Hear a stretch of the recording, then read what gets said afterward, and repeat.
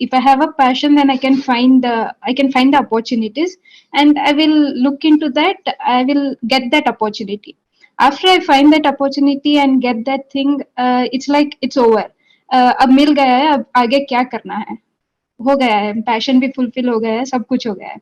I will not be able to maintain that passion thing in once I get that opportunity. तो passion basically क्या होता है, वो time के साथ साथ चेंज होता रहता है, दैट इज वन. और दूसरा सिचुएशंस के साथ साथ में चेंज होता रहता है.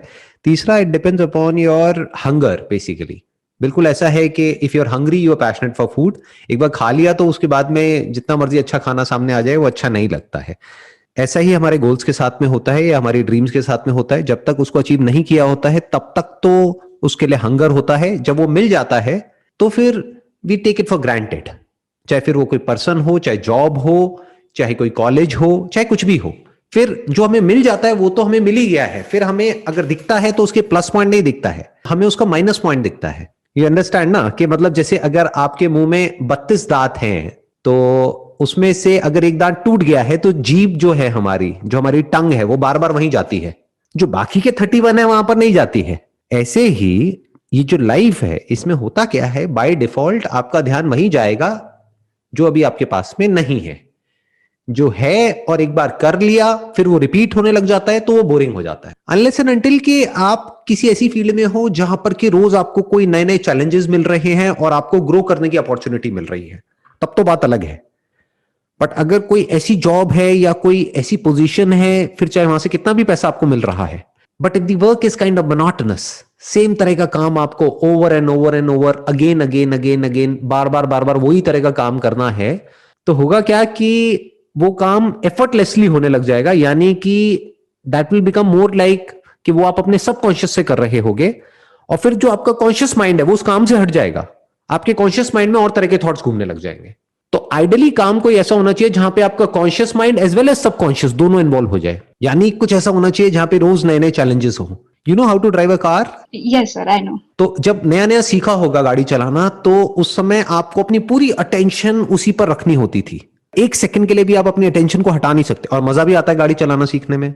उसके बाद जब नई नई गाड़ी चलानी आ जाती है तब भी अच्छा लगता है. एक बार गाड़ी चलानी आ जाती है, इन द सेंस कुछ साल हो जाते हैं आपको गाड़ी चलाते हुए, तो गाड़ी चलती रहती है, बट आपके माइंड में कुछ और ही घूमता रहता है, थॉट्स. कई बार याद तक नहीं होता कि अरे वहां से हम निकले थे, घर भी पहुंच गए, पता ही नहीं होता. That means we are lost in our thoughts. But शुरू शुरू में क्या होता है, हमारा कॉन्शियस माइंड और सबकॉन्शियस उस गाड़ी को चला रहा होता है मिल करके. बट बाद में क्या हो जाता है, सबकॉन्शियस गाड़ी को चला रहा होता है और जो हमारा कॉन्शियस माइंड है उसकी कुछ अटेंशन गाड़ी की तरफ होती है, यानी जो कुछ हो रहा होता है वहां पर होती है. और जो मेजॉरिटी ऑफ अटेंशन है वो हमारे थॉट्स की तरफ होती है. उस समय हम कुछ ना कुछ और सोच रहे होते हैं, कुछ प्लान कर रहे होते हैं, कुछ भी चल रहा होता है माइंड में. अब क्या चलेगा माइंड में, अगर कोई बड़ा ड्रीम नहीं है तो, क्योंकि आपका क्वेश्चन क्या है, वो अचीव कर लिया उसके बाद क्या होता है.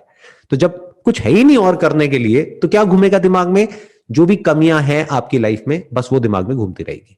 अपनी लुक्स को लेकर के, अपने रिलेशनशिप्स को लेकर के, अपने पोजेशंस को लेकर के, अपनी फैमिली को लेकर के, अपने रिलेटिव्स को लेकर के, अपने फ्रेंड्स को लेकर के, ऑफिस में जो छोटी छोटी चीजें हो गई है उसको लेकर के. क्योंकि कुछ बड़ा है ही नहीं अचीव करने के लिए, तो ध्यान कहां चला जाएगा, छोटी छोटी चीजों की तरफ. वो चीजें जो किसी और इंसान के लिए हो सकता है मैटर ही नहीं करती है, तो वो सारा ध्यान आपका ऐसी ही चीजों की तरफ लग जाएगा ऐसी सिचुएशन में.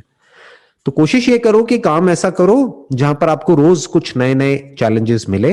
अगर नहीं मिल रहे हैं तो काम अपना करके आओ अपने सबकॉन्शियस से, और फिर घर पे आकर के कुछ ऐसा करो अपने बेस पर, कुछ नया सीखो, कोई नई स्किल एक्वायर करो, कुछ भी नया करने की कोशिश करो जिससे कि आप बूढ़े ना हो. नहीं तो क्या होता है कि जैसे जैसे लोगों की एज बढ़ती है ना, वो बूढ़े हो जाते हैं. बूढ़े in the sense not physically, mentally बूढ़े हो जाते हैं. They don't have the energy to learn something new. उनको कोई नया डिवाइस दे दो तो डर जाते हैं एकदम से, कहते ये क्या है, मुझे समझ नहीं आ रहा, मुझे समझ नहीं आ रहा. अरे तो समझ लो, उसमें समझना क्या है. तो जबकि देखा जाए तो एक बड़े का माइंड ऐसा होना चाहिए कि वो आसानी से चीजों को समझ पाए, लेकिन बहुत केसेस में उल्टा होता है. बड़े होते हैं एज में तो उनका दिमाग ऐसा हो जाता है, कुछ भी उनको नया दे दो तो उनको समझ ही नहीं आता क्या करें. बच्चे को दे दो वो 1 मिनट में समझ जाएगा.